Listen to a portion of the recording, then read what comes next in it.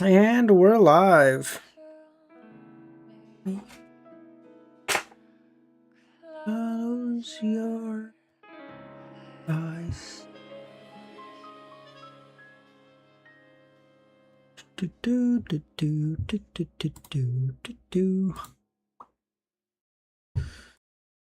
Bug, how's it going, man? How you doing?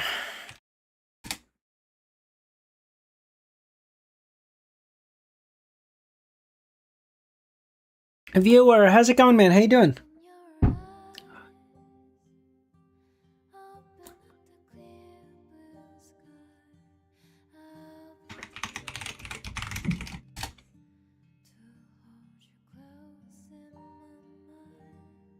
Got into the D&D game?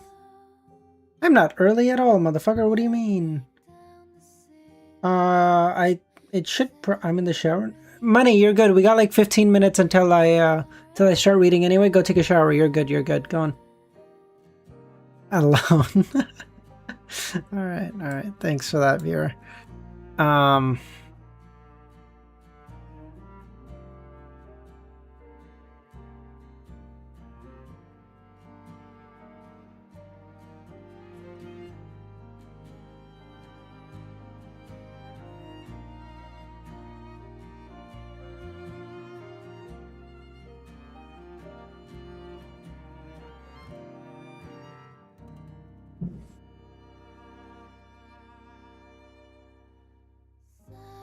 Okay, this is Luvion. How's it going, man? How you doing?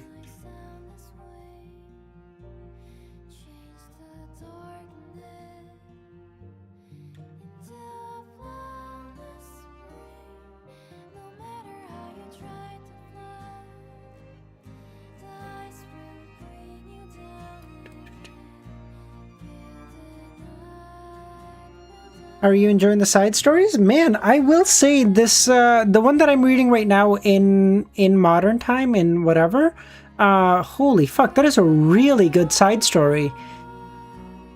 I'll pop in and out, no worries, Luvion. To me, in time, whatever that fucking one is called, it really feels like Cuttlefish being able to let his, imagination run wild and not be like held like, you know, in constraint by the limitations of the story he's put together.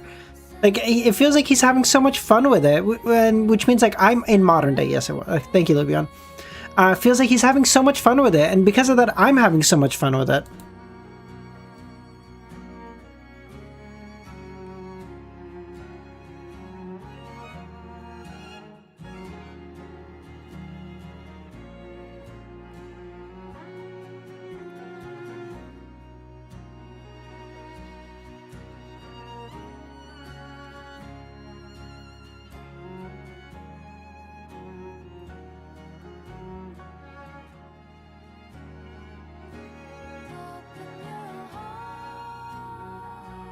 The side stories are nice. When will you start COI? Viewer, as soon as I finish the perfect run, which should be in about a month or so. So I think that in total that should put me about a month and a half, maybe just shy of 2 months since I finished Lord of the Mysteries. So I feel like it'll be good. Just staring off into the screen. No. I'm sorry. I was just looking at something that I had to do for work. Sorry. So I think it should be about a month and a half, maybe 2 months since I finished Lord of the Mysteries. That way it'll allow me like a bit of time, so it doesn't feel like, you know, there's any concern of me like burning out or whatever. And then that way I can go into a COI super fucking stoked. Yeah, I got into trouble at work today. Day 2, by the way. That was fun.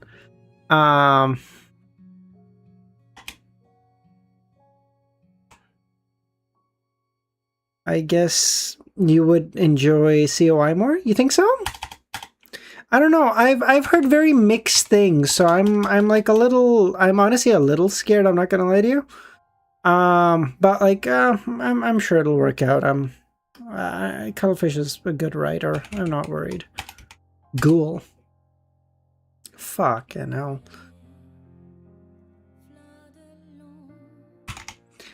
How? COI is a very... it's good for the most part. That's good. Halos. Good. HOL. Ollie. Yay! I think it's pretty good. Granted, I'm not done yet. How far along are you, Luvion? Daniel, how's it going, man? How you doing?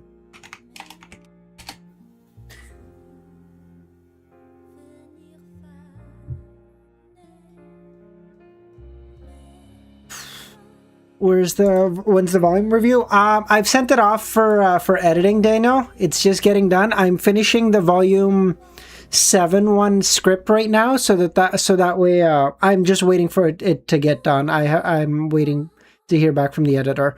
I'm finishing up the volume 7 script in the meantime, so after that's done, hopefully I can send that. I can't. I don't know if I will send volume 7 off to be done to be edited as well, or if I'll do that one myself.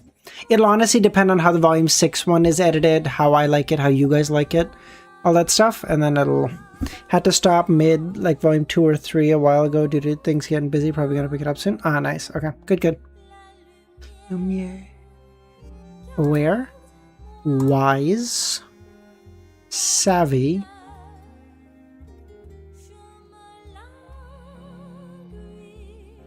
hip. Yay, in the know. Nailed. Okay.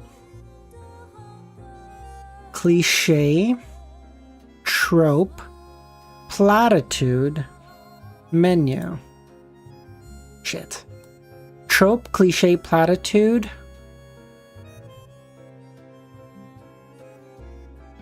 I'm thinking like maybe it means like kind of like standard or like obvious.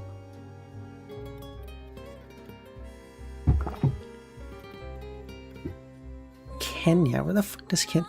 The biggest problem that COI has is that the story is written a bit too hard. That the story is too hard for CF to write due to some reason. That's vague, but I'm not going to press you on it. I'm sure you have your reasons. I just finished reading TPR, reading another novel now. Nice. How was that? How did you like the ending of Perfect Run? Home? Back? I don't know. No, not Daniel. Fuck me. Money. No, money's probably. Money's taking a shower. It's fun. Let's tell the first few volumes were better than Lord of the Mysteries' first few volumes. Ah, well, that's good. I will say, I think volume 1 and 2 were definitely like the roughest Lord of the Mysteries volume. I say rough with like a huge caveat, because I mean rough like in proportion to the rest of the series, not like in as objective writing, if that makes any sense. So like I enjoyed them while reading it. It's just in hindsight they feel so weak compared to the future volumes. Home menu select.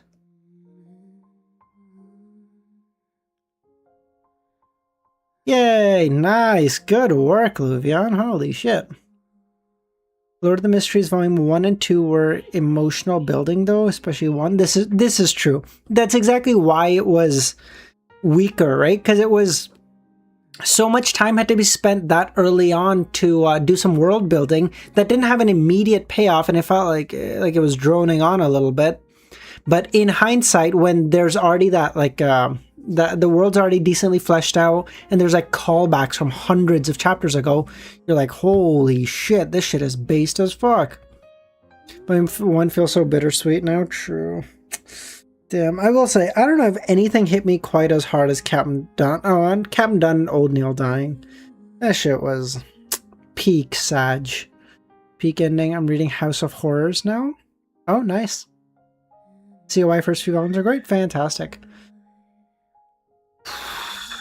Platitude, trope, cliche, O'Shea.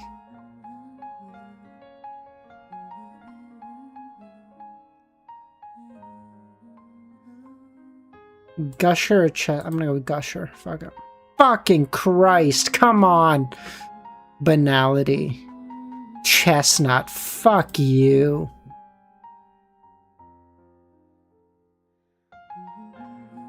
One name singer plus extra letter.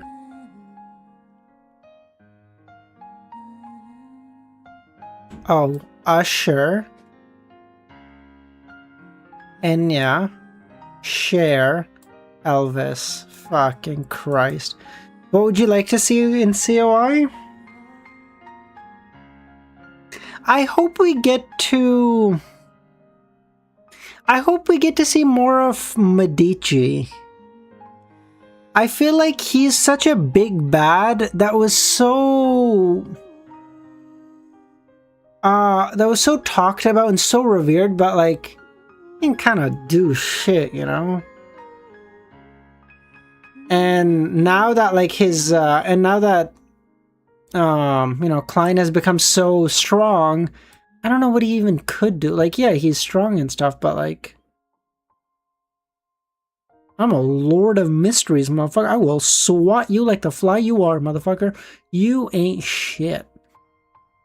I will stick to my guns and say that COI Volume 5 is the single best ending of the series. Oh, shit. Alright. Alright, that's a strong claim. Love it.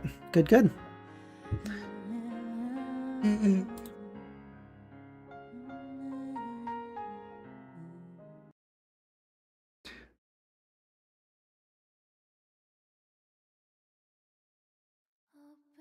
You're right. God, this music is so good. It's in contention with Volume 6? God damn. Alright. Let's do Lexicon. We got 5 minutes. If I start reading any sooner, Money will not be pissed. Or Money will be very pissed, rather. Passenger. Sideline.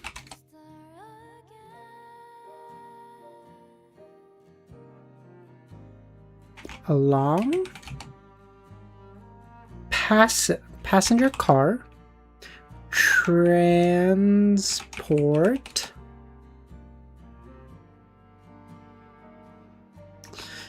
Transport attempt. Steal. Amon. Try.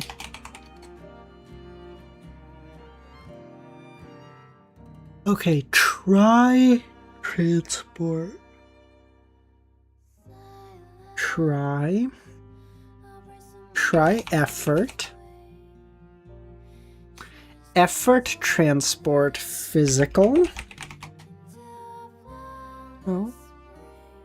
Effort transport. Maybe try donating to Cuttlefish $1 million. Maybe he'll make book 3. He's in China, Daniel, which means if I give him money, the CCP just takes it.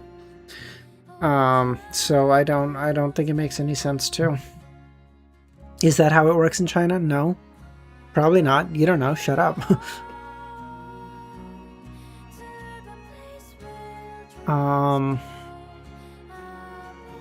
Attempt transport, effort transport. Effort. Let's give it to the CCP and ask them to help Cuttlefish. Let's give it to the CCP and tell them to threaten Cuttlefish. Transport car. Car electric. Electric innovation. Innovation. No. Electric innovation. How do you connect those? Idea.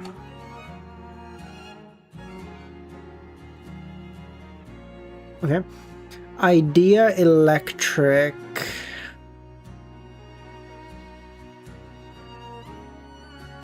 Okay, idea electric plagiarism.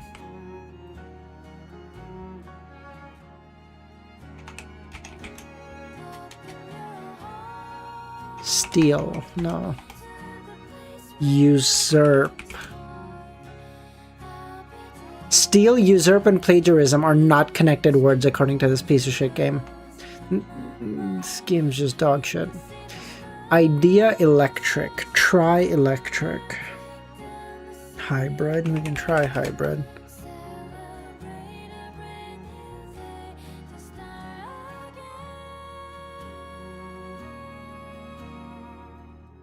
Travel.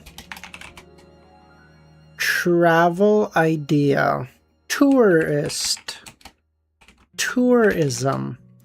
Visit. Hotel.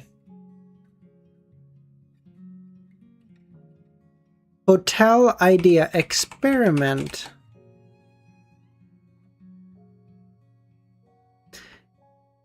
Tourism experiment. I'm thinking like food, cuisine. Fucking Christ. Scientist. Scientist, physical tourist, walking. Physical hotel visit. Tourism, tourist. Bucket list. Physics, technology. Physics! Viewer! Let's go, baby! Physics! What the fuck? Passenger transport, physics experiment attempt. All these words, we needed 4. We needed 3, actually. Crazy work. Physics. I would have bet money it would have been physics. What the fuck? Alright, fair enough. It is 8:30. Let's get this bitch rolling. 34. The current loop might be the calmest yet. Ryan had optimized the Augusti path. He first completed the harbor mission without incident. Fat Adam didn't notice anyone for once. And Ryan had previously taken care of Luigi. The truth teller was scheduled to get out of the hospital on Wednesday, but Ryan intended to score a few goals during the hockey match's second period. Let's piss off Money now. Afterwards, Jamie invited the courier to crash at his place and received a surprise inspection from Pluto. The underboss's interrogation had been a lot less thorough this time around, since the information that Intel provided on Psyshock had earned him some trust. The courier then landed a job as Vulcan's assistant, who lobbied very hard to recruit him after she got her hands on the A-bomb. She didn't even ask him to trash Wyvern's movie this time. Ryan had waited patiently for today's Rusttown raid. He had provided all the necessary information for the Augusti to improve their odds. From the land's range of powers to the powers of every psycho he had fought so far. He didn't say anything linked to the bunker like the mech, but overall, things looked pretty good. Truly, Ryan was pumped. Ryan handed Vulcan her tool before she could even finish. The genius was too busy working on her arm cannon, wrench. Ryan handed for her a wrench and a cup of coffee. I didn't ask for a cup. You were about to. Vulcan stopped in the middle of her welding, putting her tools aside and raising her iron mask. A silence took place in the workshop. Ryan, where have you been hiding all this time? Mostly behind explosions, sometimes forest fires.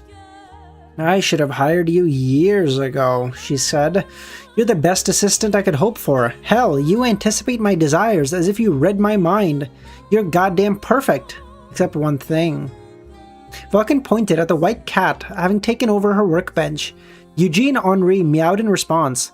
Why the hell did you bring that furball over? I couldn't leave it at the shelter. It's a noble cat.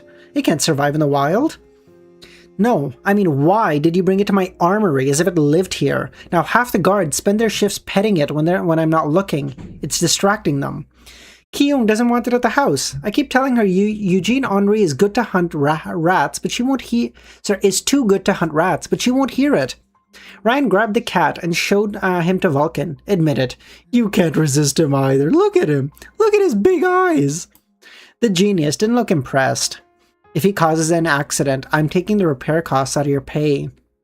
She said, before grabbing the cat and putting it on her lap. I had a ferret once. He wasn't afraid of a damn thing. What happened to him? He wasn't afraid of cats either. Speaking of animals, about that rabbit plushie. No, Ryan interrupted. But no. Do I have to take it at gunpoint? She threatened. You would have an easier time taking my virginity. But spoiler alert. It's long gone. Dude, he's actually just Deadpool. Vulcan chuckled, scratching Eugene Henri between the ears. I thought you were dating the underdiver. Oh no, it would be a miracle if we settle into anything. Considering her issues, a long-distance radio friendship sounded a lot more likely. Though it would take a genius to steal my wounded heart. I'd be careful with that mouth of yours, Ryan, she said playfully. What's up with you today? Is it the raid? Of course it's the raid. I can tell it's gonna be great. Of course, now that Psyshock had perished for good, it should be. Within an hour of his demise, dozens of people across New Rome experienced brain seizures, mainly including some Augusti mooks and private security members. The Augusti leadership had tasked Keown to investigate, and from what she told Ryan, most of the victims missed the entire days of their life. By nullifying Psyshock's powers at close range, Cancel had undone the victims' brainwashings. Since that squid hadn't been sighted since the orphanage ambush, Ryan assumed he had died for good. The Meta hadn't sent Saren to attack the harbor, and according to Shroud, they hadn't tried to press Gang Polly either. This implied Psyshock's brainwashing was Big Fat Adam's main source of unpowered foot soldiers. What runs have you read? I don't read Marvel, I'm not gonna lie to you, Plague. I don't know, Marvel comics are like, I read DC, bro. I'm goated like that. Fuck them. The Meta hadn't sent Saren to attack the harbor, and according to Shroud, they hadn't tried to press Gang Polly either. You escaped today's chess match? No, Money, if you're up for it, we'll do like 2 or 3 chapters, and then we'll play like midway through when I just kind of need a break. We'll play then. This implied Psyshock's brainwashing was Big Fat Adam's main source of unpowered foot soldiers, and his demise had cost the Meta a lot of resources. So yes, Ryan was in an excellent mood. You got a hate on for psychos, Vulcan mused? I've heard of what you told Jamie, that they received knockoffs from Dynamis. And you believe me? She nodded. Lab 66. Huh? You know Dynamis' HQ next to the Il Migliore shiny tower? They make knockoff elixirs on the 66th floor. It's the most defended place in New Rome. Well, that's not ominous. Is there a pentacle on the floor?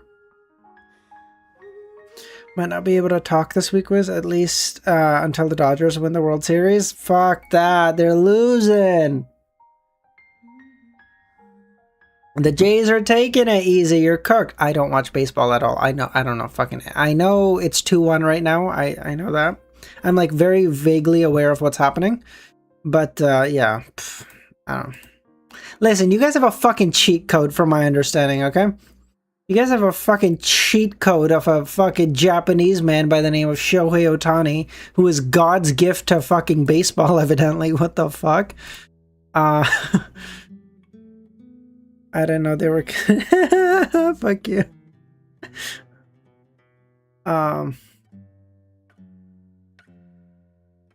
He's our god. Dude, actually, what the fuck? Amnesiac, how's it going, man? Long time no see. No, but the head scientist is a creepy four-eyed maniac who calls himself Dr. Tyranno, Vulcan snickered. He cloned all the dinosaurs you see at the Colosseum Maximus. It's not even his genius specialty, he's just obsessed with them. I'm pretty sure he only works with Dynamis because they let him make more of those reptiles. Anyway, you know that bastard Enrique? You stream at 5 a.m. normally? Yeah, I know, I'm sorry, bud. I swear, this weekend we'll do day streams, okay? I'm sorry. I know, this shit's been so fucking cooked.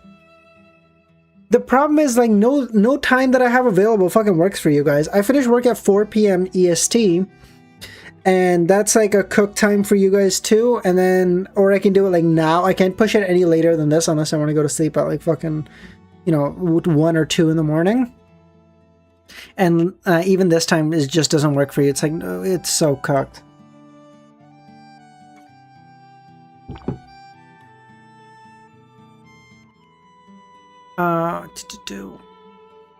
I'll never know why nobody suspects him to be a supervillain to take over the world, Ryan shrugged. I mean, he has Thorn in his genome name. Upload the read-throughs as a long VOD. For Perfect Run Easy?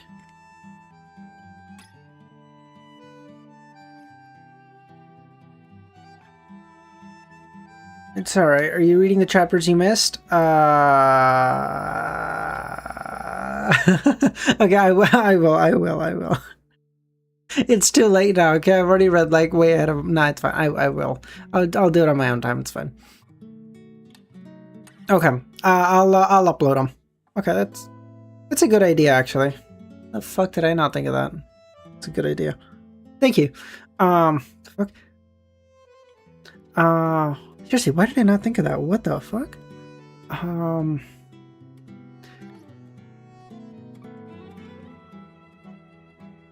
I said the exact same thing to Wyvern the first time we met him. Finally, someone else sees the truth. And originally, Enrique was supposed to oversee the whole elixir operation instead of Il Migliore. He visited the lab for 2 hours and immediately asked for a transfer. Never learned why. If you ask me, there's something really shifty about knockoffs. Even the Augustus' scientists never found a way to copy them. Ryan grasped her point. You think Dynamis is using the meta as guinea pigs? That's something Hector Monado would do, Vulcan replied. Augustus is brutally direct, but Hector, he's slippery and insidious. He always manages to be where the evidence isn't. Unfortunately, I doubt we'll find any proof of his involvement. The big boss doesn't really seem that interested either. I'm surprised that the war between them is cold instead of hot, to be honest, Ryan said. They fought over Malta a few years ago, Vulcan explained. Dynamis nuked it in an attempt to kill Augustus, who retaliated by sinking the entire island. Afterwards, the big boss met with Hector Monada, and they hashed out a peace agreement.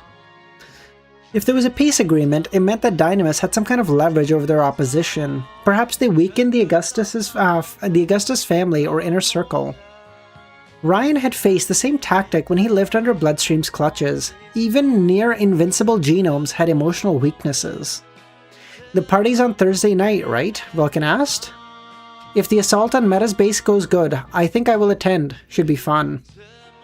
Shame. I'm too old for that now. Like the first time Ryan met him, Mortimer attempted to startle the courier from behind and failed. I would have killed it on the dance floor. I'm sure you'll catch him on Halloween, Ryan replied. Nobody gives poor Mortimer candies, Mr. Wall passed as he replied. He doesn't spook anyone nowadays. You're early, Vulcan noted. Did something happen? Well, there are fires coming out of Rusttown, Chief. I just thought you should know. As it turns out, the Meta had set the junkyard on fire. Ryan stopped his Plymouth Fury right in front of the fence, and Mr. Wall sat on the front seat, Fortuna and Cancel in the back. Oh my, Mortimer said. They don't half-ass things, these psychos. No kidding. Ryan could only see flames everywhere he looked. How would you kill Augustus when he got invincibility? No one is invincible, to be really clear, okay? Even that, you know that fucking superhero who's named Invincible? Believe it or not, he's quite vincible. No one is invincible.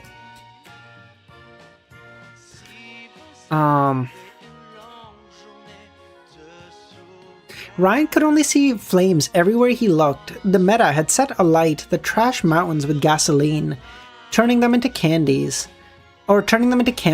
White clouds of smoke darkened the sky. Although the blazing inferno remained localized inside the junkyard, it might soon spread to the rest of Rusttown if left unchecked. Vulcan landed in a full armor mech next to Orion's vehicle, just as shocked as everyone else.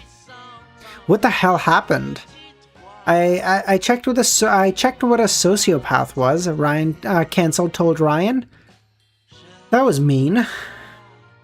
But was it wrong? Ryan asked. No, but it was mean.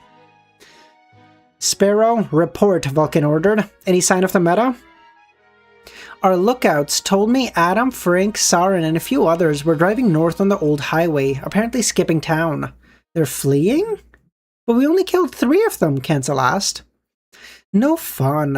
I wanted those sweet bounties for my mortgage, Mortimer replied. Told you it'd be a piece of cake, Fortuna replied as well. I can't believe it, Vulcan said. They're leaving? Why? Ryan couldn't understand it either. He didn't believe for a second that Hannafat Lecter had truly given up. Hannafat Lecter's crazy work. But why leave the bunker behind and make a show of destroying the junkyard? Was there another The submarine. That cunning bastard, Ryan muttered to himself. The bunker had a hidden sea access route, so the meta could easily hide below ground and resupply while abandoning the surface. As long as the bunker's existence remained a secret, they could credibly stay under the radar until they unlocked Mechron's tech.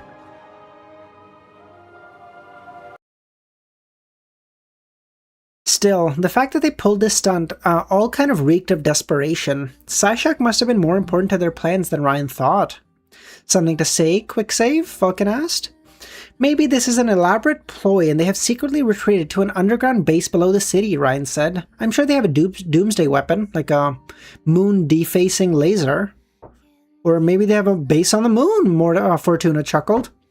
I went to the moon once, Mortimer said. It was made of lead. Ryan didn't clear things up. The current matter left him rather conflicted. While he shamelessly flirted with her, Vulcan did try to murder him in a previous loop while fully expecting to get away with it. Augustus had a reputation for brutality, and if Shroud's story was true, nothing good would come out of him discovering the bunker. Even if the meta getting their hands on Mechron's tech remained the worst-case scenario, he was wary of letting the Augusti do the same. Well, he could inform them and reload it later if he needed to. However, the second the thought patterns crossed his mind, Ryan thought of Len. He was finally making progress in renewing their friendship, and he was afraid of falling back. If he continued on the path of the perfect run, he would have to repeat these meetings over and over, until they had lost all meaning. Should he save and commit?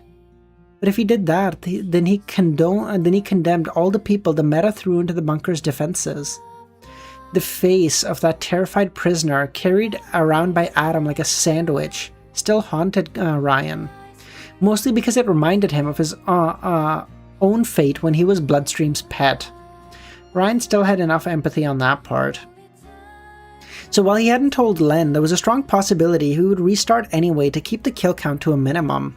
But he had confessed everything, and she would forget again if he returned to the past. Indecision paralysis. Mr. Immortal is? Immortal is not invincible at all. Immortal is like getting chopped in half like every other episode. What are we talking about? Mechron was just too strong, scary even after death. Call me crazy, but I don't think Mechron's dead. Call me crazy. Consequences suck, Ryan shouted. It's not fun at all. I'm disappointed too. Oh, Mr. Oh, who the fuck is Mr. Immortal? Excuse me? Who the fuck is this guy? Sorry, I was thinking Immortal from Invincible Plague. I apologize. Who the fuck is this guy? This one? Hey guys, you'll never guess. I just found out that I'm... Oh, Supreme. How awesome is that? What the fuck is this?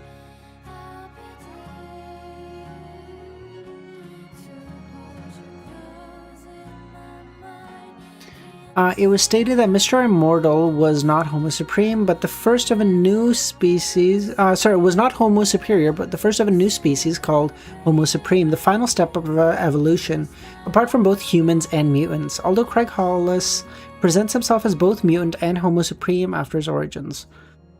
I don't know what the fuck that means. The ultimate step... Mr. Immortal cannot die, but is still invincible?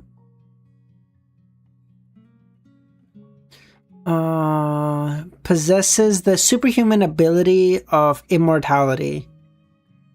Yes, he just can't die. Doesn't mean like you can't beat his ass. Can't, like, what if, like, he's immortal, but what if you just like separate him into like 50 pieces and bury them individually, and you're like, okay, have fun.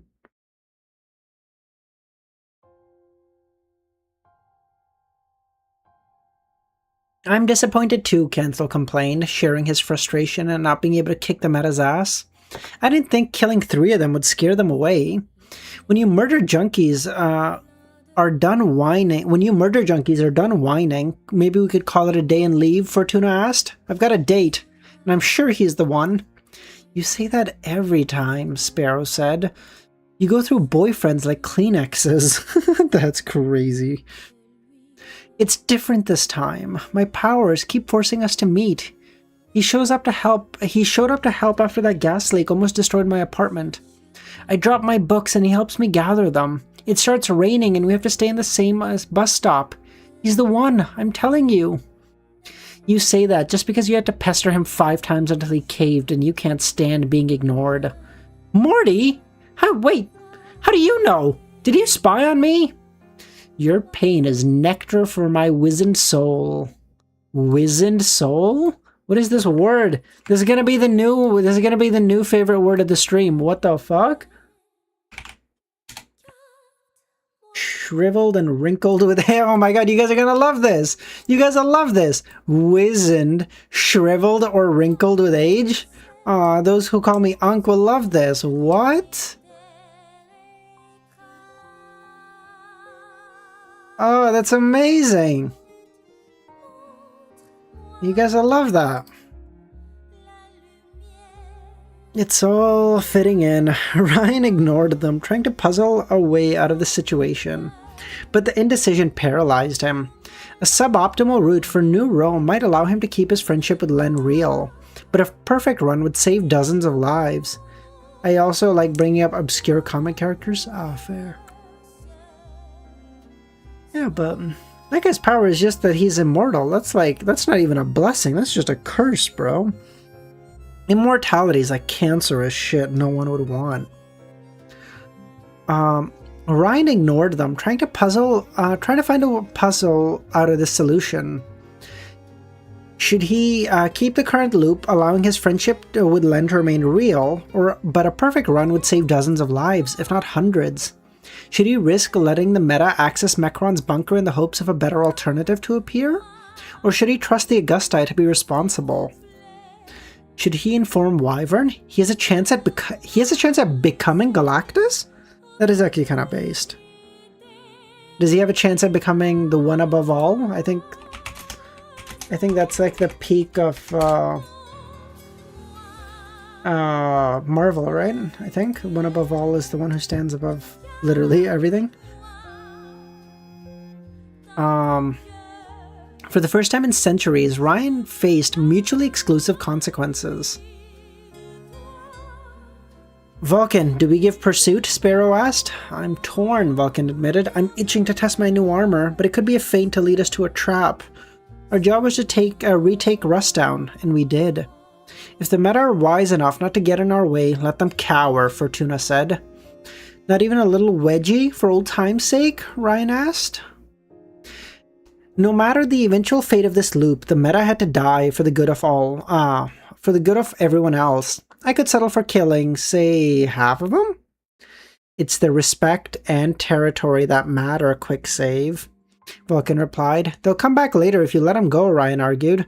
Trust someone who has fought Big Whaley before. That bonfire is a mere smokescreen. You think this is a ploy to lull us into a false sense of security, and that if we let Adam go, he'll come back to fuck us harder? And he won't be gentle. From what I know, Franklin Richards is not available. He will move into the next universe after the world ends. Oh, cool. That's a bit paranoid, Mortimer replied. If you ask poor old me, they bit more than they could chew and chickened out. Quicksave's intel has been spotless so far, Sparrow said. I don't think Adam the Ogre will give up so easily either. The meta clearly came to New Rome to fight us, perhaps as a mercenary work from our rivals. If they're switching from territory grab to hit and run, they might have a problem for months. Vulcan considered it from various points of view. Sparrow, you and your men give pursuit. I want to know the metagang's location at all times. I will join you to harass them from a safe distance with long-range weaponry. Understood, Sparrow replied. The rest of you kids will deal with the fire before it spreads. We can't do business here if all the clients burn to death, so I will direct you to the nearest fire hydrants. Mortimer, make sure the meta didn't leave any booby traps. What? What do we have to do it? Don't they have firefighters? I start fires. I don't extinguish them, Ryan protested. It's against my religion. Too bad. God doesn't sign your paychecks. I do. get to work. That's what my fucking manager said to me today. Oof. Nah, it wasn't quite that bad, but it was so funny. So I got it. Today's like my literal second day out of training, and I got a email from like our supervision team today. They were like, hey, like we're looking to get you registered. So like when you deal with investments and stuff, you have to have certain registrations that allow you to speak about investments and stuff. And they were like, hey, we're getting your registration transferred and stuff. So in the meantime, just work on this course. Like we purchased it and everything. Just get started on this. It's a short course. It's only it should only take you like a couple hours. And then like 25 minutes later, I emailed them and I'm like, hey, I'm done that course. Can you sign me up for the next one? So, okay. So what happened was that course was like, there was like a whole bunch of reading material and then there was a 25 question quiz at the end. All that mattered was the quiz. I just didn't do any of the reading. When I went on my 15-minute break, I just did the quiz and I passed. So I get back from break and I'm like, hey, I'm done. And my supervisor team is like, our supervision team is like, what the fuck do you mean you're done? We gave it to you like a half hour ago. I was like, yeah. And they're like, no, like you can't be working on this when you're working hours. I was like, no, I was on my 15-minute break. Don't worry about it. Oh, that was so funny. Wait.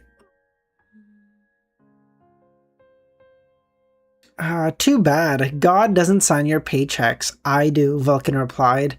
Now get to work.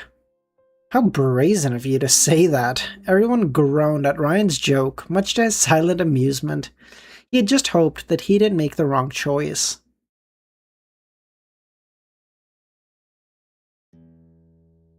Pre-party. Ryan loved genome parties. They always involved a lot of property damage. He had attended a few elsewhere in Italy, usually when he joined a group. However, this looked like the biggest one yet, and since tomorrow would mark Quicksave's first week in New Rome, the courier intended to cap it off with a bang. He had probably spent 2 months or so in the city across loops, but still, this party might be something new entirely. How many people will come? Ryan asked. Kyung dressed casually. The genome would settle for nothing less than the best outfit in the room. Ryan, who had traded his usual trench coat and mask for a classy dark purple suit. You couldn't half-ass elegance. Oh, no more than 100, Kyung replied. She had traded her glasses for contact lenses and her modest clothes for a sleeveless black dress. Meanwhile, her boyfriend wore a simple blue shirt and black pants. Do you want more tuna pizza? Lanka asked.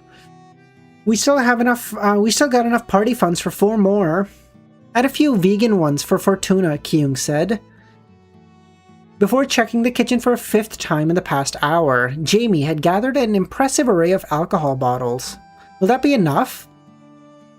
They're not the strongest liquors I could find, Jamie replied, intending to work as the barman and already busy making cocktails.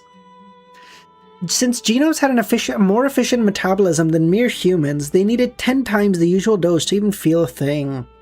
I've got genome-only stuff in my car, Ryan said, but you'll start shining in the dark and seeing invisible things. Don't worry, Jamie said. Fortuna's bringing the strong stuff, and I quote, party pills.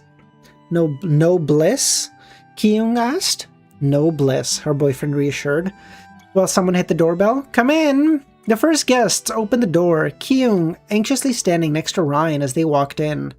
Night had fallen outside and the party was scheduled to start at 8. Most guests, as usual, would be fashionably late.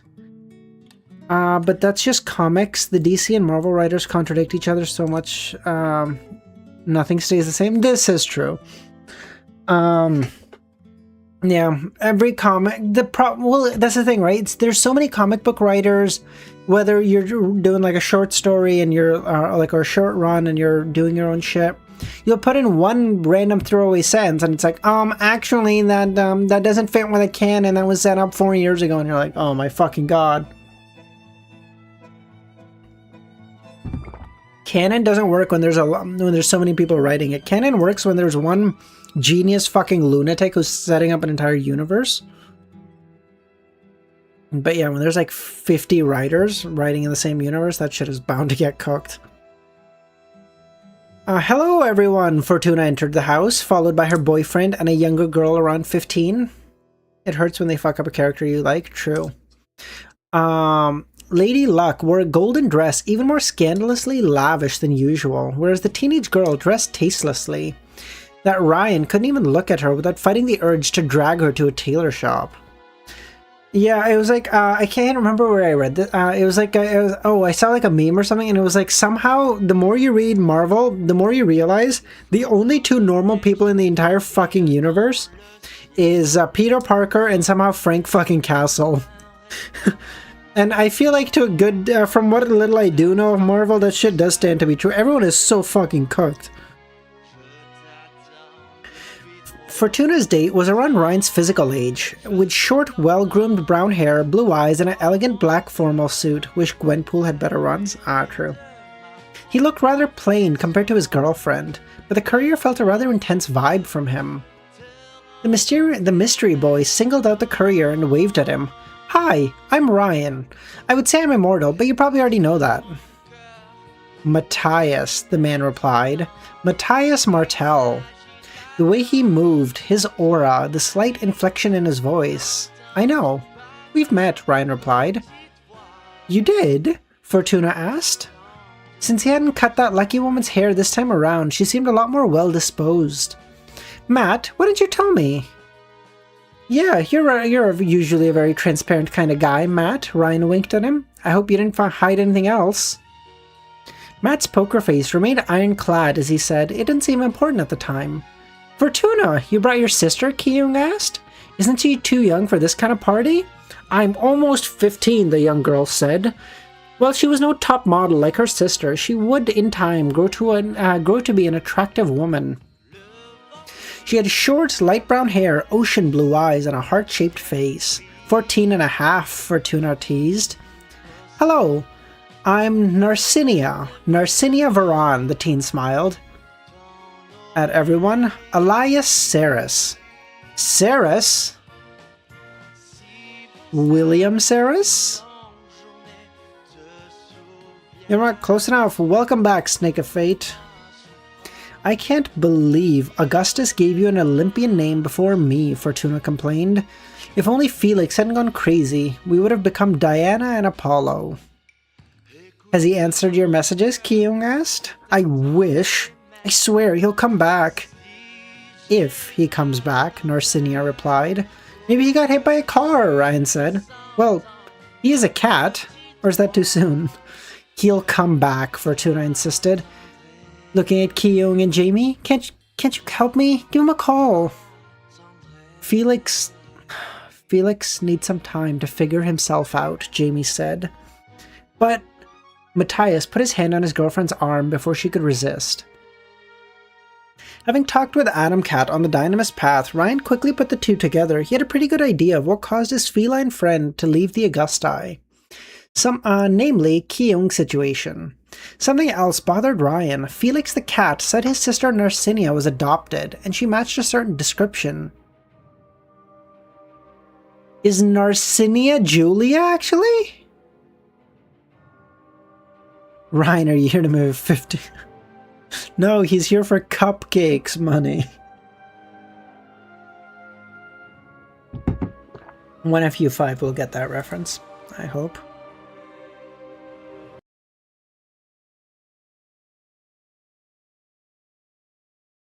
Something else bothered Ryan. No, Felix the cat. He said Felix the cat was adopted. The party had already promised a lot of surprises. Luigi isn't here, Fortuna asked. He's usually early when there are girls. No, the hockey killer attacked him again.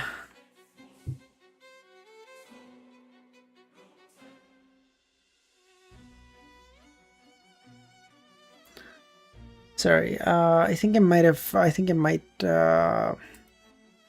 buffer there for a quick second. Should be okay, but I think it might have buffered there for a quick second.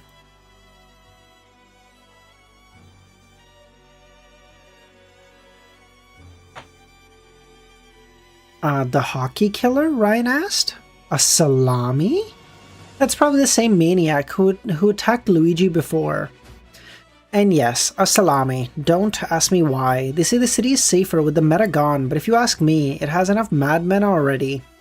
It could be a vigilante, Ryan said, some handsome fella with a strange sense of justice, fighting crime with a hockey stick in one hand and a sausage in the other.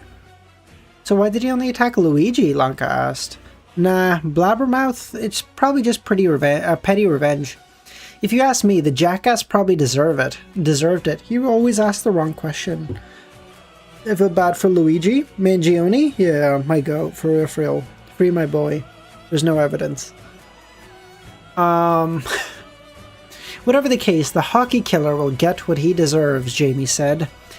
Now that the Meta Gang has left New Rome, will you look into it? Vulcan hasn't released us yet, Fortuna complained, though we cleaned up Rust Town and Sparrow chased those psychos to the ends of the earth. Well, Ryan wouldn't say they had cleaned up Rust Town. They prevented a large fire, but the junkyard had transformed into a pile of molten trash, conveniently hiding the bunker's entrance. Vulcan had tasked the group to patrol the area in the event that the Meta returned, while she left with Sparrow to hunt them. Truthfully, the time traveler hadn't figured out yet what to do with the Mechron bunker, and Len hadn't contacted him either. He was hoping the party would help him de-stress. Should we discuss this while... Kyung cleared her throat? I'm sorry, but... Don't worry, he has seen right through us, Ryan said with a smirk, delighting as he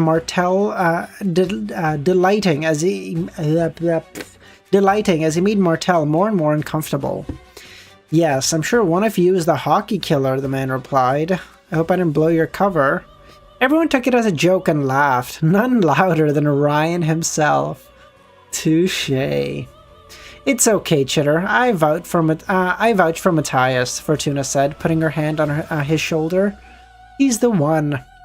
I only agreed to a second date, Matthias said. It's gonna happen, whether you like it or not. How did the two of you meet? Kyung asked. You know that time when my third apartment had a gas leak last week, Fortuna said? I nearly avoided death by falling out the window, and Matthias rescued me. No, your power rescued you, Matthias said. I didn't expect you to fall on me from the third floor. That was just unexpected. It was love at first sight, Fortuna said. It wasn't, Matthias protested. I checked if you were alright, and when I tried to leave because I had other stuff, you shouted at me. Well, of course, I was furious. The world's most beautiful woman falls into your laps and asks you to spoil her because she's distressed and you refuse? Yes. Clearly, he was immune to Fortuna's charm, and she couldn't stand it. What, my world should have stopped for you? Yes, it should have. When I look at boys, they drop at their feet, but you, Matt, you walked away. When does the music start? Narcinia asked. She seemed a bit shy in the presence of so many older people, but grew a little more confident as the group exchanged pleasantries. Jamie glanced at Ryan, who showed them the DJ. The DJ, what the fuck? Who showed them the DJ. A brain in a jar hooked to a TV and loudspeakers. You made a genius-made cyberbrain as a DJ? Narcinia asked. So cool. I shouldn't have asked you to be in charge of the playlist, Kyung said. Remorse is for those who do not know what they want, Ryan replied. Now watch. The brain started playing music, and as it did, the light shone from inside its tank.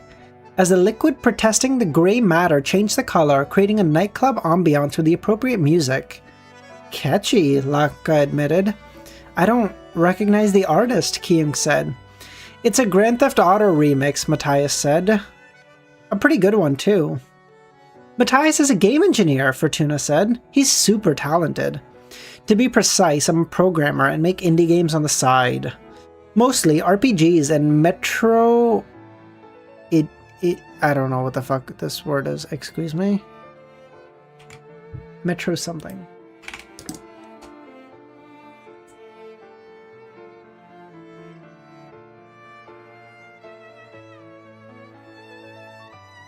Metroidvania, a subgenre of action-adventure games focused on non-linear exploration. Got it, okay.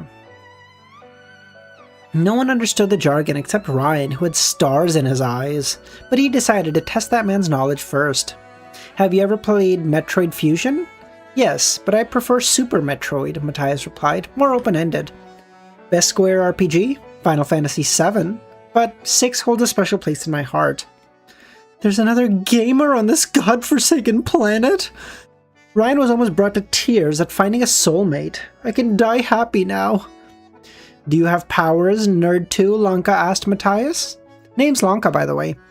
The programmer nodded. One of the bedrooms, yours I presume, is painted brown, with 30 beer cans in the corner and a motorcycle magazine. Ugh, a blue, Lanka shrugged. If you tell anyone what's below the bed, I'll kill you. Matthias can see anything within a short radius, Fortuna replied, putting an arm around his. He seemed much more uncomfortable about open displays of affection than his girlfriend. So basic, I'm assuming you're saying that to Final Fantasy VII? Ryan got the feeling that she had more or less dragged him to this party. Phew, that's nothing. Narcinia grabbed a knife from the kitchen and raised it at her thumb. Look. She cut her thumb before anyone could react, a drop of blood falling to the parquet.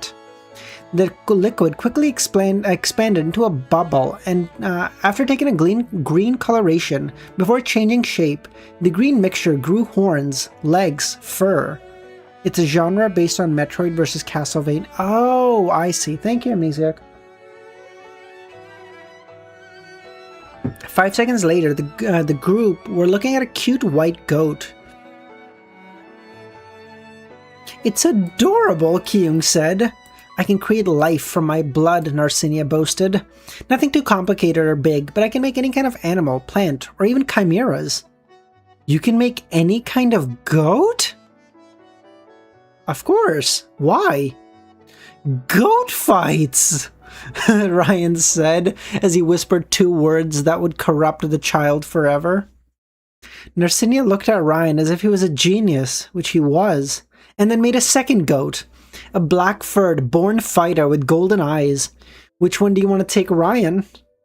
The black one, he said. He could already see the untapped market. Dude, what the fuck is this? What am I reading? Narcinia ended up making 8 goats, as new guests decided to participate, granting each of them a different color and holding a tournament while the house slowly filled up with people. A few had formed a circle around the sofa to watch. Go, Mabiqueta? Go, Mabiqueta? I don't know what that... I assume that's like... Is that like... Is that Italian? What is this? Mabiqueta.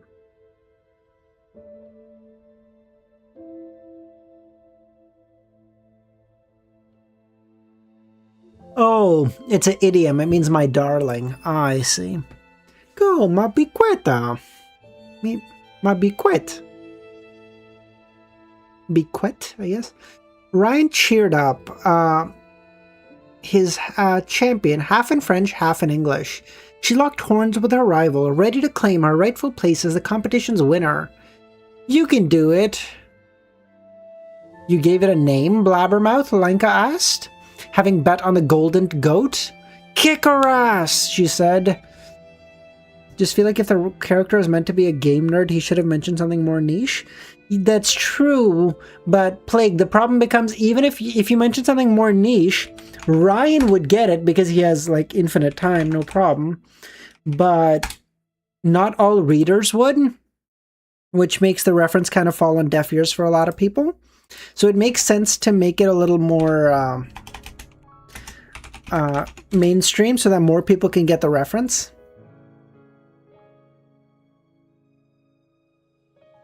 Oh no, ma biquet literally means my little goat.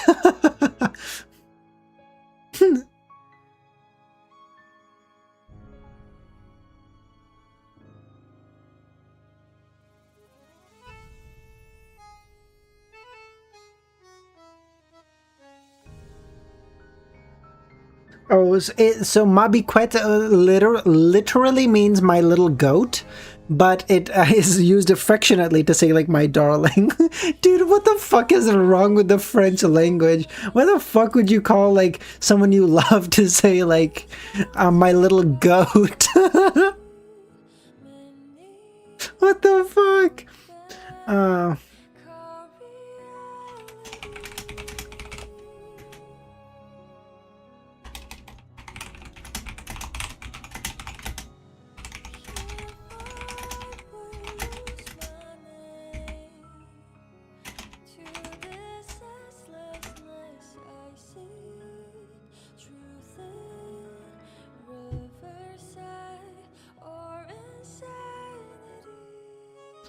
I feel like at least mentioned symphony. Unfortunately, her animal couldn't stand against Shub Nigurat's implacable ferocity. The black goat managed to toss her rival to the side, who joined the other defeated contestants in a shameful exile. Don't call me my little goat. What the That's fine. Yes, yes, Ryan petted his goat, who raised her head smugly, the spectators applauding, although none as loudly as Narcinia. You did it! You did it!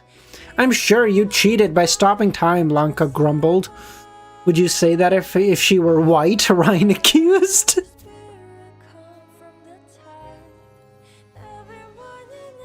I did not see that coming.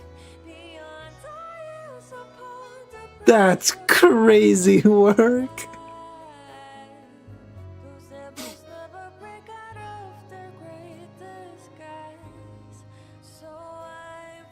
Ryan did actually cheat once, but only against Fortuna, considering her insane luck. Anyway, Lucky Girl proved to be a sore loser and left the competition with her bow. The couple had moved to the kitchen bar, with Fortuna spending her time advertising her boyfriend to everyone who would listen. Even ever the people's person, Matthias engaged in a friendly conversation while mixing cocktails. Kyung welcomed every guest as they arrived. All the guests were genomes, and most of them advertised. A telekinetic whom Ryan recognized as one of Renesco's customers helped Jamie with the bar by moving drinks around, while a fire manipulator showed off to a girl by creating burning shapes out of thin air. Knowing genomes, Ryan would be disappointed if the party didn't have an explosion or two. Are you accusing me of goat racism? Lanka said. What do we do with the goats now? Narcinia asked. You make a wolf to eat them, Ryan suggested. Only the losers, though. Only the losers. How do we get rid of the wolf, then? You make a bear to get rid of the wolf. I can't make a bear. Too fat. Then we call the panda. Who will win between him and the wolf? The wolf? It's not even a contest, Lanka said. Want some? Overgoat, offering a beer can to Narcinia. Mom and Dad, I said I could go if I don't drink, Narcinia replied. And Father Torque told me alcohol is poison for the soul. Well, do you see your parents or a priest around here? Trust me, it would take 10 times more before it poisons anything. Lanka shoved the can into Narcinia's hand. You see any pretty boys around, Blabbermouth? I'm hungry. That depends. Do I include myself? Ryan joked. Because everyone else will feel like a huge disappointment in comparison. You're not my type, Blabbermouth. I prefer the strong, silent type, and you don't shut the fuck up. Though the cavalry is coming to rescue you. Ryan and Sparrow arrived through the front gate, the first dressing casually and the latter wearing a red gown. The third woman accompanying them, a drop-dead gorgeous redhead in a stunning green dress. She kept her hair in a bun and tried to look dignified, but Ryan noticed an undercurrent of playful, fox-like cruelty in her eyes. Clearly one of the Killer Seven. It took Ryan a second to realize that all three of the assassins escorted a young woman in her 20s, a stunning, queen-like lady with long platinum hair, almost silver.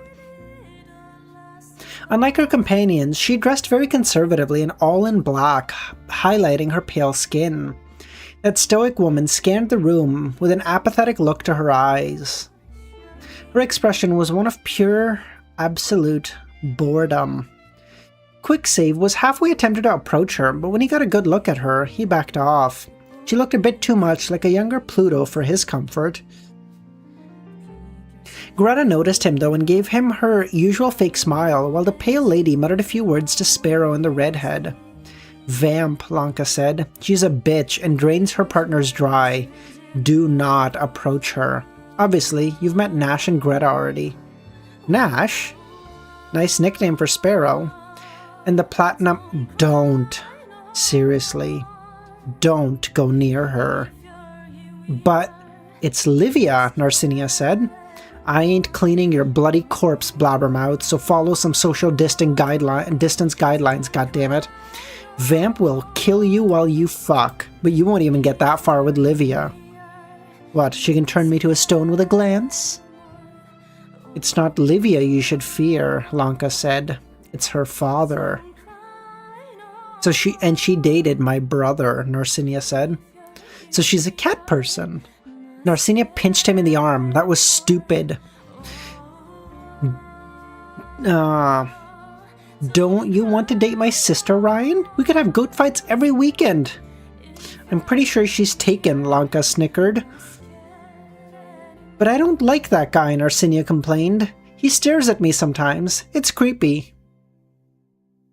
Oh, I'll go settle that right now. Ryan glanced at the game designer and shouted, Hey, Maddie! Wanna grab me a drink and talk pop culture outside? You still owe me one. The game designer exchanged a few words with his girlfriend, and a few seconds later, Fortuna glared at the counter while Mateus grabbed 2 glasses off the counter. Protect the goats, my green friend, Ryan told Narcinia. We may need to sacrifice them for your wish to happen. You're not a Satanist, right? Nah, he's way worse, Lanka said. The big fire below's got nothing on those I started, the courier said. I was kidding! I was kidding! Narcinia pleaded. Ryan winked at her over her shoulder and before being joined by Matthias. A few genomes had taken over the infinity pool, but for now most remained inside. The courier grabbed a drink offered him and sat on the ramp, an inch from falling into the void.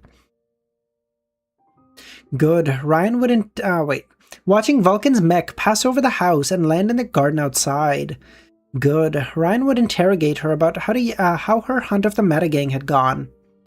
I thought you were unlucky in love, he asked Matthias. I am. She's a job.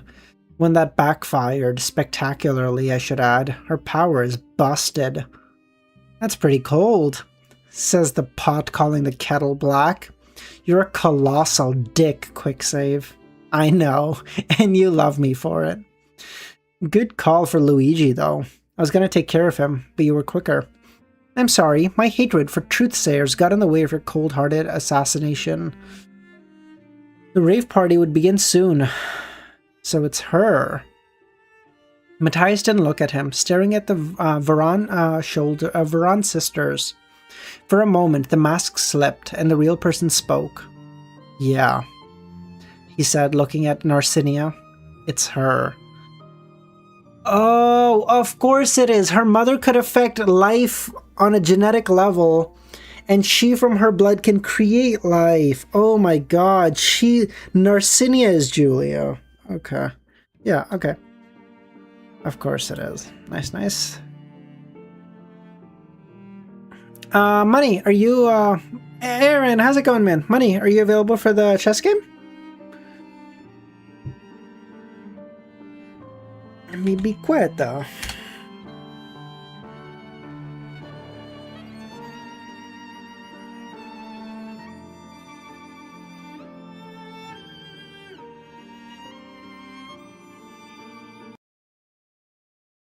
Yep. All right, perfect. I'll send you a challenge.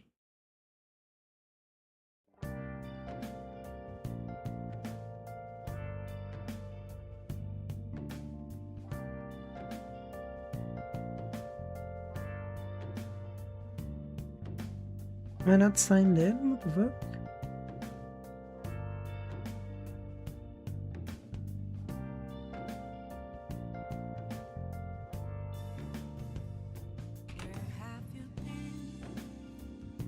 It's such another one.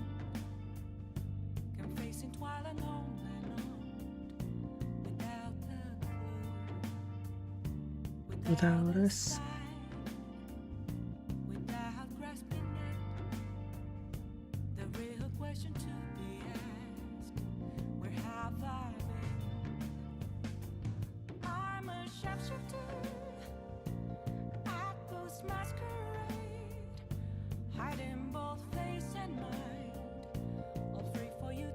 Why can't I see on my wait, you're fucking...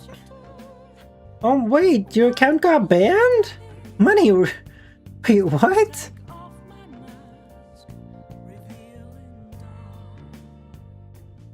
Fair play! You little fucker, you were cheating! You little fucker, oh my god!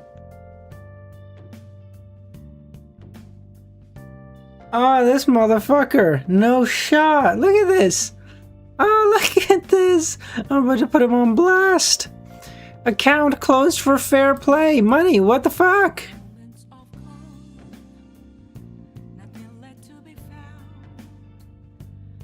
Money. You got some explaining to do. What the fuck, dude? It wasn't, man. I don't know what to say.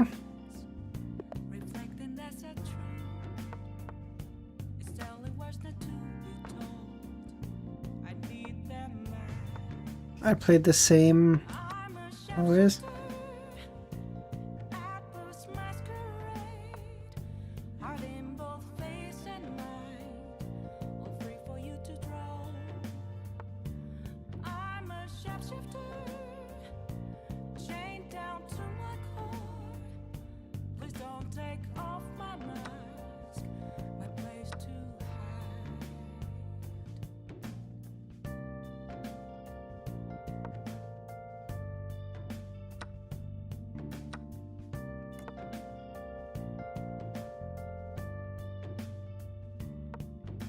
That was silly because he could have taken that, but he didn't see it. Whew, okay.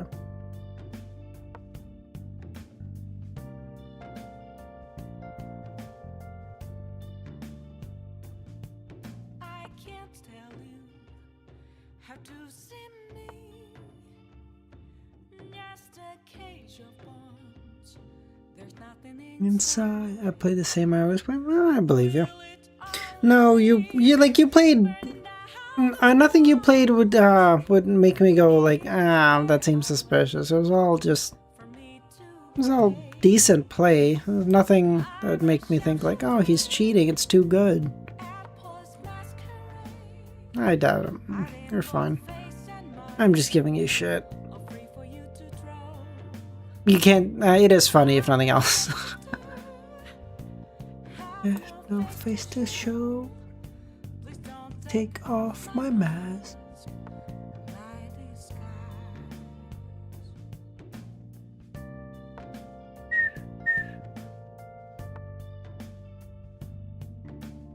Dun, dun, dun, dun, dun, dun, dun.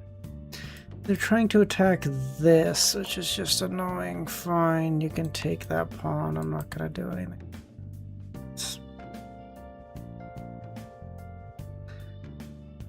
He's gonna take that, which is... no, he's gonna move this somewhere, which is gonna be annoying because it's gonna be a fucking check. First time this ever happened to me, I'm surprised. I only ever played bots and friends anyway, so I'm not sure. Yeah, it's fine.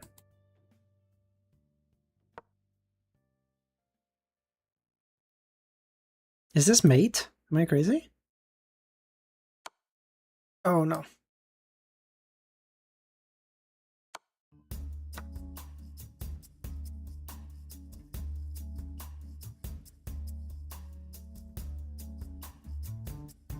Oh, he can't do that.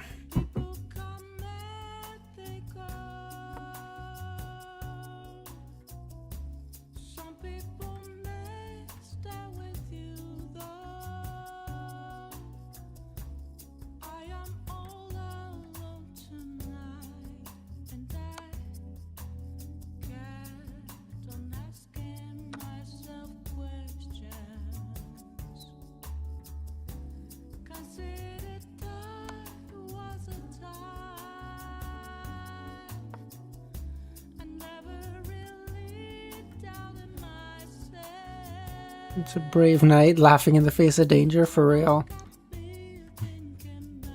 That is the job of the night, man. What the f is going on here?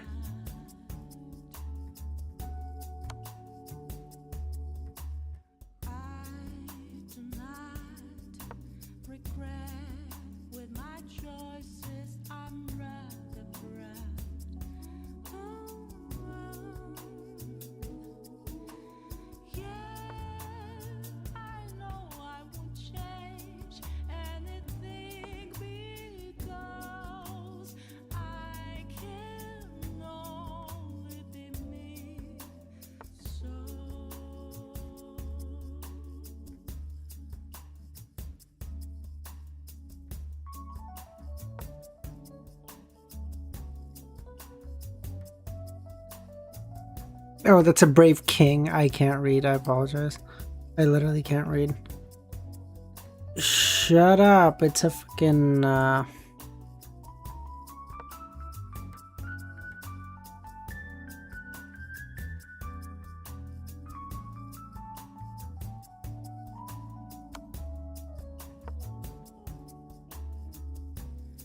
can I be so sure? At a crossroads, I'm afraid to Now I've just won because he's just running solo on time. get the best of me. Someone once said, burn my Yeah, there we go. Good game. Yeah, it's fine. I was up by like 6 points an hour of material anyway, even without the time. Yeah, good game. Good game. All right, no worries. Money, we'll play tomorrow if you get a second to set up a new Jess.com account. Yeah. All good. No worries, man. Shit happens. Good God.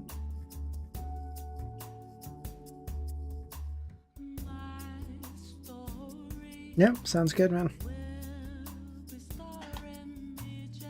All right, let's keep going. When is the sound coming? Lanka asked Ryan for the third time. When you find me another brain, Ryan replied, tinkering with his device. A few people had already taken over the dance floor, but the house's equipment couldn't support a true rave. It's just game a day keeps the doctor away, hopefully. Seriously, Kyung needed to stop buying Dynamis home products. They were barely a cut above pre-war Chinese imports. Actually, did buying the enemy's products support his collaboration? Stop distracting him, Narcinia told Lanka, defending Ryan. The green genome was busy cultivating strange, phosphorescent mushrooms on the ground. She had promised it would help with the rave. Quicksave glanced at Matthias, who was walking with Fortuna and the other members of Killer 7. Half an hour had passed since their conversation. So you're adopted, Ryan bluntly asked Narcinia. Did you ever learn who your birth parents were? Ryan, Lanka snapped at him. They were raiders, Narcinia replied. Father Torque said they were killers and rapists, and that Augustus punished them because it was divine justice. Ryan could have sworn the TV screen threatened to crack for a brief second. He glanced up at Ryan, whose smile contrasted with the icy look in his eyes. Sorry, Lanka said, glancing at the courier. Thankfully, the power outburst had been subtle enough for her to miss it. Blabbermouth has no tact at all. It's okay, Narcinia replied. My real family is the one that raised me. My parents are awesome, and my siblings even more so. I was adopted too, but it sucked. Well, half of it. Really? Narcinia asked. My parents died when bandits wiped out our community to steal our supplies, Ryan said. It had been so long ago, it lost almost all effect. I was 11, 12 maybe. But I turned out great. Ryan, did these bandits... Ryan glanced at the snake tattoo on her arm, that of the former gang. You weren't among them, and they're all dead. I'm over it, the courier said. Lanka fell silent with a thoughtful look on her face while Narcinia looked at them in confusion. Thankfully, a newcomer interrupted before the mood turned even more awkward. Ryan almost didn't recognize Vulcan because the genius had cleaned herself up and traded her normal clothes for a black halter top pants and dress. Or pants, black halter top and pants. Her hair fell down to her shoulders. While she was no head-turning beauty, the couple looked great. He really had a thing for geniuses. Ceres, Sphere, Vulcan smirked. Ryan? Hey, there's my favorite arms dealer. Your arrival is just perfect. Anyway, she replied, tell me something I don't know. Do you have anything to boost the sound? I'm trying to jerry-rig the loudspeakers, but I need more juice. Now you're talking my language, Vulcan said, searching in her pockets and tossing him some mouse-shaped battery. It's a mini generator. Why do you carry that in your pocket? Lanka asked. Because my phone has less autonomy than a sloth. It's been exhausting. It's been an exhausting day, she said before grabbing a beer from Lanka. Did he kill the meta? Narcinia asked. Almost, but Dynamis got to him first. Fucking kill stealers. What, they tried to buy him off? Lanka snickered. With bullets and lasers. They sent 3 armored squads, 3 heavy, plus heavy hitters like Devilry and that bitch Wyvern. Vultures fell upon the meta and opened fire. Was there gas in their alliance? Well, I guess it was time to clean up loose ends, Ryan said. Adam didn't look surprised. He sacrificed a few men, but managed to escape on a goddamn submarine. Submarine? Narcinia asked. Yeah, a frickin' submarine with Mecron's logo. The dreaded genius's name instantly killed the playful mood. Well, that doesn't sound good, Lanka said. I get the feeling the situation is more complicated than it looks. I called the underdiver to investigate since she is a specialist for underwater hunts, Vulcan said, looking at Ryan. The thought of calling Len had crossed his mind, but he was wary of involving her, especially now with all the orphans.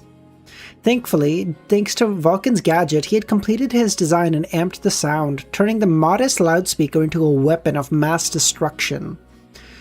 As if to answer his success, Narcinia's mushrooms unleashed a faint-colored mist onto the dance floor.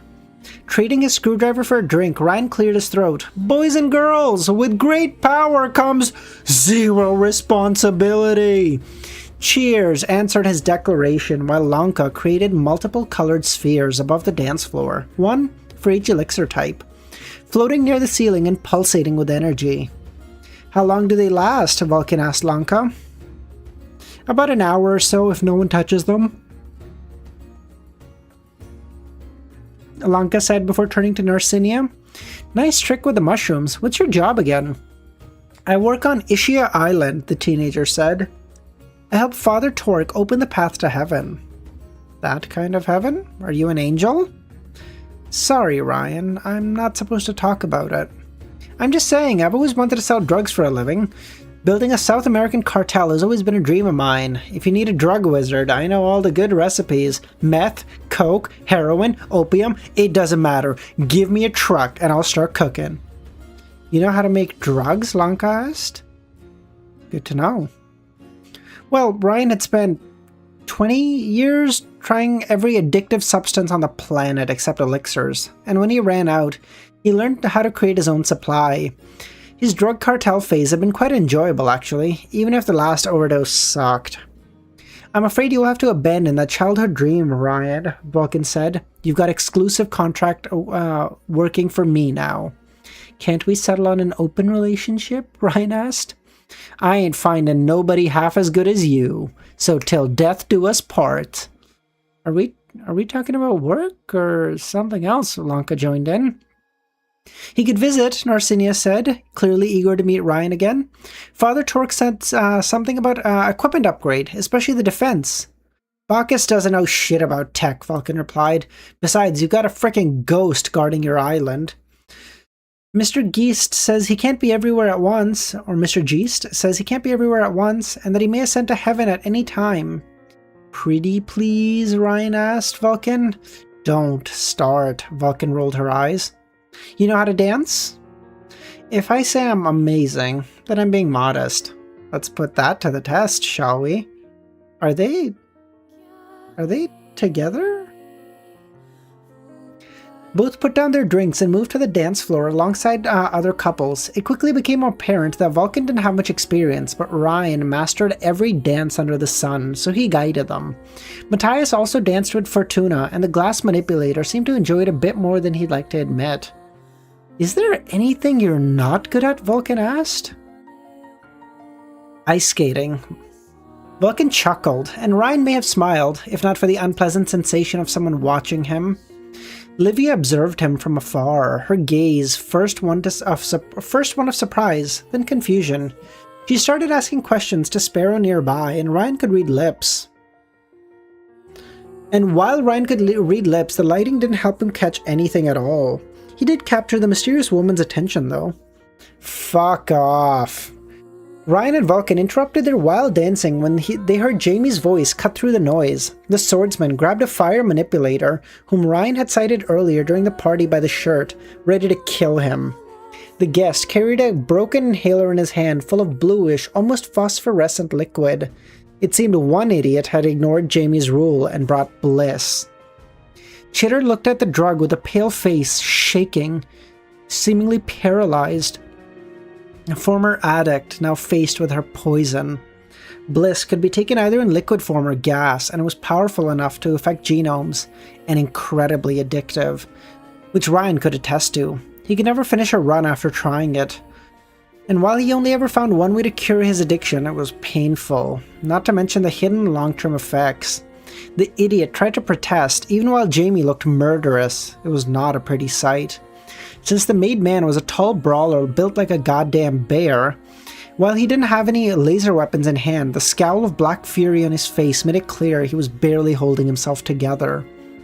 In fact, Ryan had only ever seen him this angry when Luigi exposed his infiltration. But fuck off, Jamie snarled before throwing him out. Don't ever come back. The guests looked around, surrounded by glares from other guests. It's okay? Jamie immediately asked his girlfriend. Yeah, it's fine, Kyung said. Jamie put his hands around her waist in a protective manner and turned to Ryan and Vulcan. Sorry for the mess. Your house, your rules, Vulcan replied. I'll discipline that idiot. You've got my word. Thank you, Jamie said. Jamie then looked at Ryan. I think we'll retire early. Can you and Lanka take care of the guests? Of course, Ryan said. Can I trust you not to do anything stupid? I swear I will not start any fires under this roof. That's oddly specific. Don't burn the house down. Ryan raised a thumb up in the air and crossed his fingers behind his back with the other. What a piece of shit. Before leaving the ground and main floor, I didn't know Chitter was a recovering addict, Vulcan noted. I'm glad I never took that stuff. Don't get high in your own supply, Ryan replied. Scarface? She smirked at his surprised face. What? I watch movies too. I'll show you a few, one day. Sparrow approached the duo before returning to the dance floor. Quick save. Miss Livia wants to talk to you. About what? I don't know, but you can come if you want.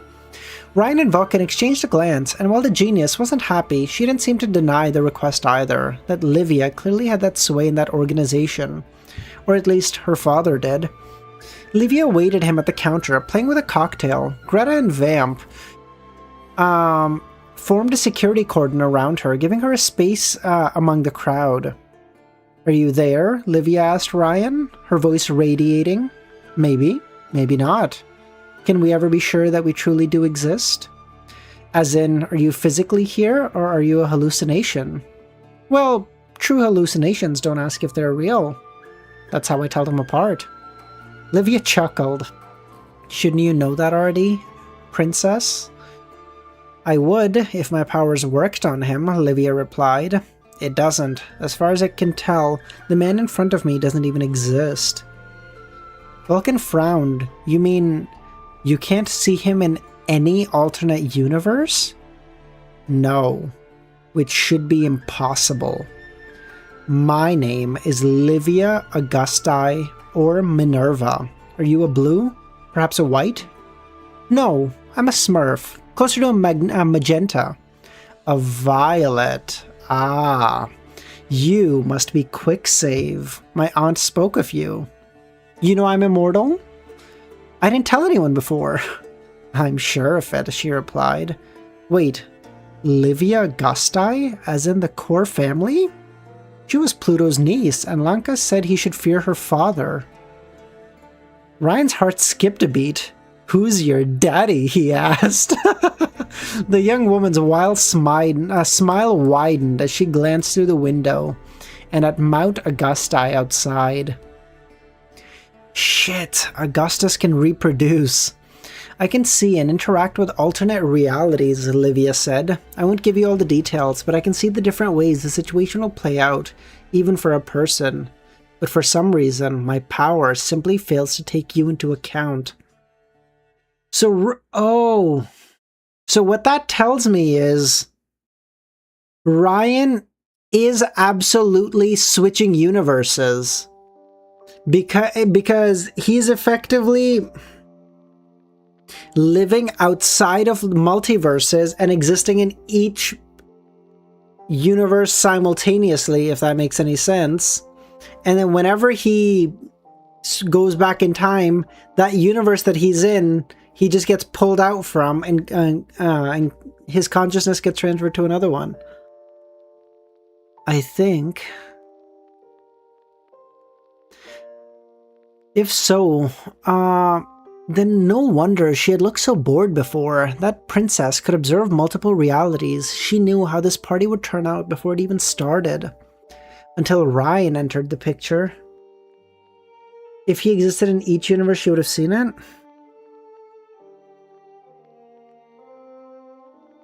You know what this is giving me? This is giving me like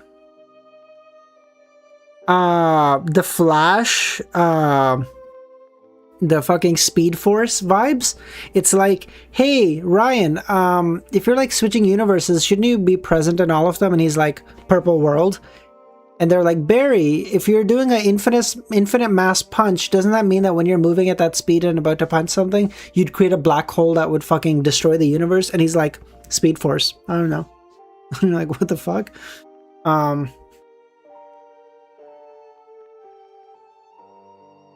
Until Ryan entered the picture. Interesting, he said.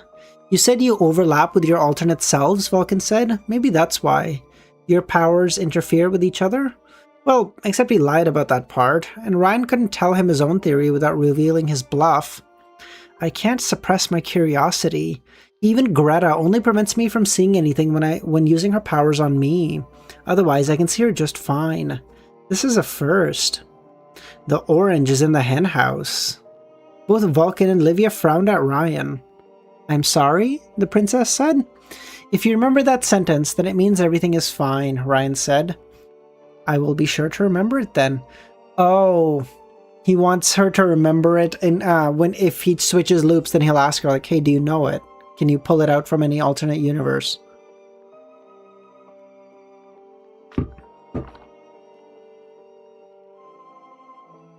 The more they talked, the more delighted Livia looked. I would be interested in examining how our powers interact if you don't mind. I'm still figuring out my limits. How about a wager then? A wager? I thought of something to cap the party. Ryan raised his index finger, sipping a cocktail. Something so daring, so risky, so mad that I promise you've never seen it in any universe. Something that'll piss off Wyvern, something fierce. Livia raised an eyebrow while Vulcan looked ready to take the bait. I'm listening, the princess said. 2 hours later, Ryan hid from the lasers behind a desk on the 20th floor of the Dynamis HQ, wearing a purple suit on his person while an armored Vulcan was engaged in a firefight with private security. Romano, Enrique Manada said, pointing a gun at the courier. Drop that cashmere suit. Oh, the things he did for his wardrobe. What the fuck? Ryan, my go. What the fuck?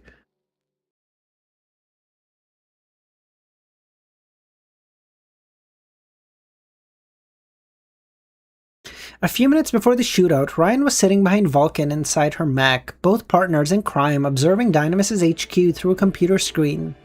The tower seemed like some kind of final dungeon, with increasing danger every guarding floor with the boss at the very top. It almost made Ryan wish for a suicide run, but, and alas, another time. His suit awaited him. Should you be drinking while driving? The courier asked Vulcan. I haven't taken enough to feel anything, Vulcan replied, opening a hidden compartment and putting the empty bottle there. Ryan noticed a few other bottles inside, including a Bordeaux. You have a minibar? I'm a genius. Maybe I'll put one in your power armor when I get around to making it. I'm thinking something sleek, optimized for close combat. I would prefer a Megazord, honestly. Perhaps a panda-themed end from those Japanese-American shows? They're campy as hell. Hey, don't spit on my childhood, Ryan complained. Wait, you watch them too? I looked into many sci-fi TVs for inspiration. Anyway, I finished scanning the area. We're good. We're going in? Vulcan looked over her shoulder with Ryan leaning on her back. I studied their defenses, Vulcan said. Been itching to test my stealth mode on Dynamis, but never got the occasion. I still can't believe Livia gave her blessing, especially since she doesn't know how it'll end. She gave her blessing because she doesn't know how it will end, Ryan pointed out. The Mafia princess seemed desperate for entertainment. Thanks for helping. I wouldn't try that if Alphonse Manada was in town, even for your pretty face, Vulcan admitted. That motherfucker is everything his brother isn't. Even without him nearby, we have minutes before they send heavy hitters, after which we're toast. Grab the suit and don't fuck around. Not even a little? Not even a little? Don't play around, Ryan, Vulcan said. Their best can take on our best, and it's their territory. They'll move to reinforce strategic areas like the labs once the alarm is raised, but confusion will only buy you so much time. Now hold on tight. In preparation for this fateful moment,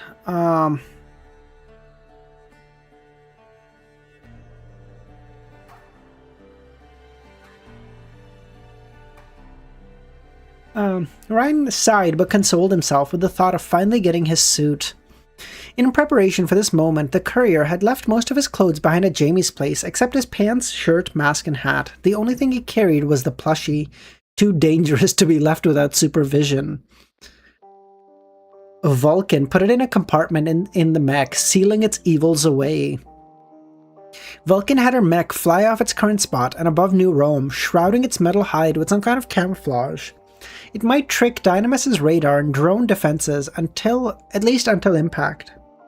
Vulcan's mech quickly accelerated, the G-force increasing until Ryan had no choice but to hold on to the pilot to avoid being thrown off. He could see Dynamis getting closer and closer on the computer screen. Wing-shaped drones flying from around the perimeter, the combination of speed, altitude, and stealth, hid the power armor from their gazes.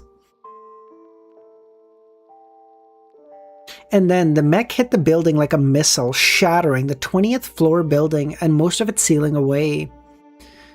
Vulcan powered through the furniture, assembly lines, and wardrobe. Go, go, go, Vulcan shouted. Dynamis' wool factory was a sanitized floor lacking anything resembling warmth or color. The mechanical arms replaced humans as part of the assembly line. Only a few desks oversaw the production line, each housing a computer belonging to engineers. Alarms resonated across the floor, metal panels closed the windows outside and the security cameras, focusing on the intruders. Ryan didn't pay much attention, a Gregorian sound in his head drowning out all noise. His attention focused on something out of his wildest dreams. A freshly made cashmere suit gathered in a wardrobe near his position, each one a different color. Among them, a purple-dyed one with pants included. The perfect suit he had waited so long for. No man would have been insensible to such a sight, and Ryan was no exception. He carefully touched this luxury cloth with his hands, feeling its texture, the warmth, the weight of the 1,000 euros spent on making this vision of the heavens. Suddenly, Ryan decided that existence wasn't meaningless, and that all the conflicts of mankind had been worth it, for they led to the creation of this suit. Ryan! Vulcan shouted from in her tech. What the fuck are you waiting for? I'm sorry. This is the meaning of life. Unfortunately, newcomers had come to interrupt their divine revelation. A 6-man squad in white power armor stepped out of the elevators, escorting Blackthorn. Mr. Romano, Miss Sheriff? Enrique Manada said. If you wish to make a late-night appointment, we had receptionists downstairs. His soldiers pointing their powerful laser weapons at the two Augusti genomes, Vulcan raised her own cannons back. I don't take appointments. I force them, the genius said. Ryan groaned at her lack of wit. Ugh. Your attack is bound to fail, Enrique said. The labs are secure. Don Hector is in another location, and our heroes will be here any second. I don't understand what you're trying to do. But this was suicide, even to try. Oh, a minute is just fine, Ryan replied, walking towards Vulcan's mech. We just finished our shopping and we'll be on our way. You won't get... Wait. What do you mean by shopping? I don't understand. Good, Ryan said. Ryan stopped time, and when it resumed, he had stripped down to his underwear and kept only his mask, hat, and boxers. The rest of his clothes were on the floor. 6 laser rifles instantly pointed at him, 5 at his head, 1 at his crotch. Behind me, sir. He's gonna flash you, the soldier said, moving in front of a speechless Enrique Manada. I love how they're like, sir, you mustn't see this. This is horrifying. Ryan ignored the jab. Even the entire squadron seemed ready to blast him at a moment. He slowly put the suit on, pants at last, ignoring the pervading tension in the room. No one dared interrupt him. What the fuck? Dude, the sheer aura. There are like 6 people holding guns to you, and you're like, la-di-da-di-da, let me put my pants on. Better. Once Ryan had the suit on, he started closing the buttons. Slowly. Methodically. Lovingly. Dude, what a fucking piece of shit. Finally, Ryan had finished dressing up, put his hands on his waist. The suit's color mixed perfectly with his mask and hat, making him look fabulous. Perfect. For a moment, no one uttered a word. Enrique looked at the courier, leaving him speechless by the time Manipulator's glamour. Il Miglior's manager glanced at the suit and at Vulcan and at his men, everyone rolling their shoulders in confusion. You broke into our HQ, threatened a war, for a suit? Not for the elixirs, or Don Hector. But for a suit? The brand manager seemed as stiff and lifeless as a Dynamis ad. Sir? One of the armored soldiers turned to Enrique. Sir, what do we do? You can't possibly... This has to be a diversion. You can't be this stupid. I think you made his brain bug out, quick save, Vulcan mused. I'm trying to process the sheer stupidity. Oh. And here I thought you were the smart one, Ryan said. That taunt snapped Blackthorn into action. The rose on his business suit grew to the size of a small cannon and fired a volley of sharp thorns at Quicksave, who dodged, with a combination of time stop and hiding behind a desk. Vulcan immediately opened fire with her weaponry, only for an armored soldier to shield Enrique. The power armor resisted the shell, although it made the bodyguard stumble. The rest of the squadron retaliated, targeting Vulcan. Shoot them, Enrique ordered, while grabbing a Beretta behind from his suit, a hint of anger breaking through his composure. His rose fell off and started to grow to a colossal size. Ryan peeked over the desk to quickly hide behind it. A laser barely missing his head, incinerating his beloved hat. The situation had devolved into a shootout. Romano! Drop that cashmere suit, Enrique said.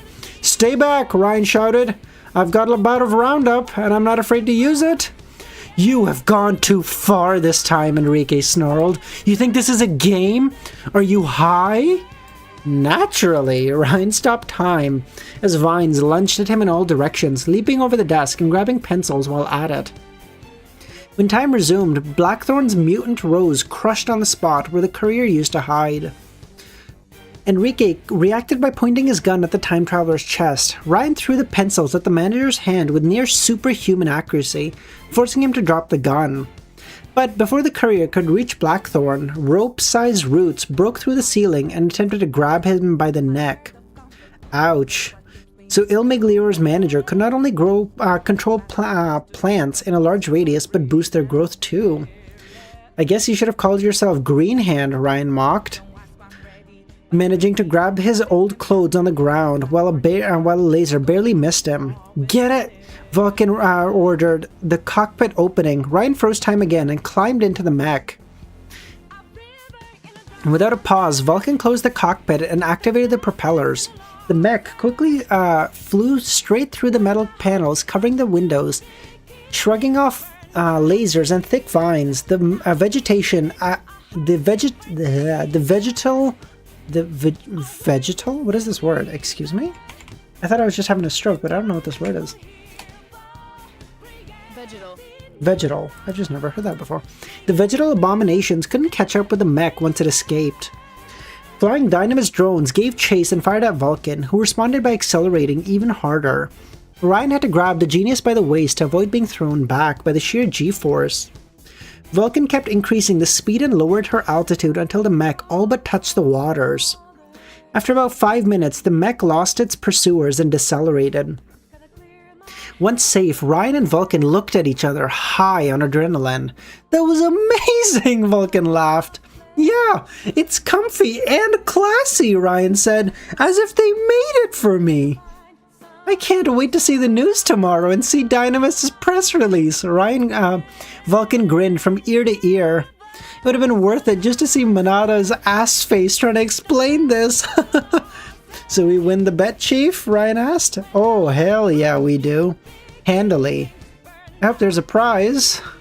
Ryan deadpan looked at a notification on the screen. "Looks like we're getting a call."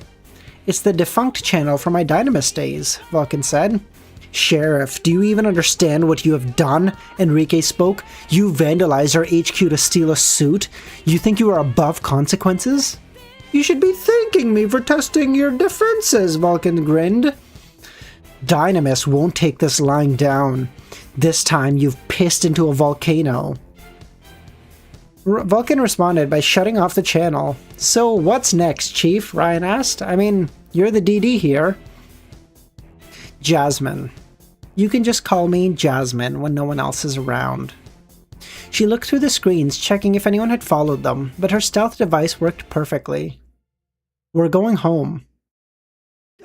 Jamie's house is the other way." Jasmine looked over her shoulder, looking at him as if he was the biggest idiot she had ever met. "We're going to my home." "Oh." Ryan took in her proposal, and while he was short for words, he thought of something. "Is wyvern the safe word?" Vulcan's hand lunged for Ryan's hair, grabbing it, forcing his head to move within an inch of her own. "Yes, it is, smartass. But spoiler warning, I won't be listening." Jesus Christ! Oh my god! Oh, that was such a shit place to end it. Oh, I'm so sad. Oh my god. Oh, my boy. Good work, dude. Oh, bagging another genius. Say what you want. My boy's got riz.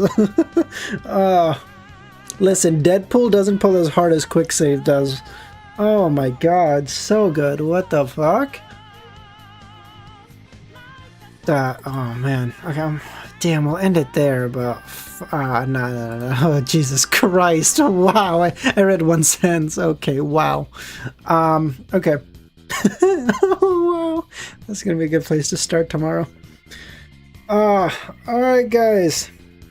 Thank you so much, everyone, for coming. Have a great rest of your day or night, and I'll catch y'all tomorrow, same time, and we'll keep going into Ryan's adventures, man. What the fuck? This shit is so goated. This is great. Fucking love that. Alright, everyone. Have a great rest of your day or night. I'll catch y'all tomorrow.